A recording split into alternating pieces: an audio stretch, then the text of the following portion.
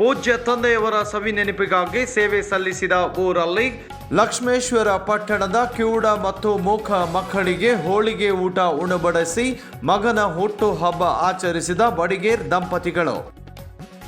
ಶ್ರೀ ಮಹದೇವಪ್ಪ ಬಡಿಗೇರ್ ನಿವೃತ್ತ ಶಿಕ್ಷಕರು ಮಹಾವಿದ್ಯಾಲಯ ಇವರ ಮೊಮ್ಮಗನಾದ ಶ್ರೀಮತಿ ಪೂರ್ಣಿಮಾ ರಾಘವೇಂದ್ರ ಇವರ ಸುಪುತ್ರ ವಿಧಾರ್ಥ್ ಇವನ ಪ್ರಥಮ ವರ್ಷದ ಹುಟ್ಟುಹಬ್ಬವನ್ನು ಲಕ್ಷ್ಮೇಶ್ವರ ಪಟ್ಟಣದ ಕಿವುಡ ಮತ್ತು ಮೂಕ ಮಕ್ಕಳ ಶಾಲೆಯಲ್ಲಿ ಆಚರಿಸಲಾಯಿತು.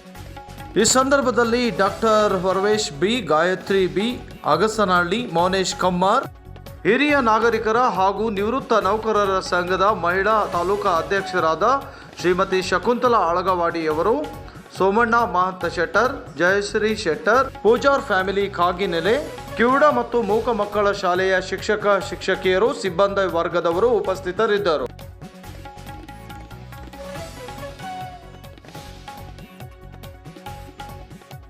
ಈ ದಿನ ಇಲ್ಲಿ ಮೊದಲು ಗುರುಗಳಾದಂಥ MS ಬಡಿಗೇರ್ ಮತ್ತು ಸುಶೀಲಾ ಬಡಿಗೇರ್ ಇವ್ರ ಮೊಮ್ಮಗನಾದ ವಿಧಾರ್ಥ್ ಬಡಿಗೇರ್ ಇವ್ರದ್ದು ಹುಟ್ಟುಹಬ್ಬ, ಮೊದಲನೇ ವರ್ಷದ ಹುಟ್ಟುಹಬ್ಬ.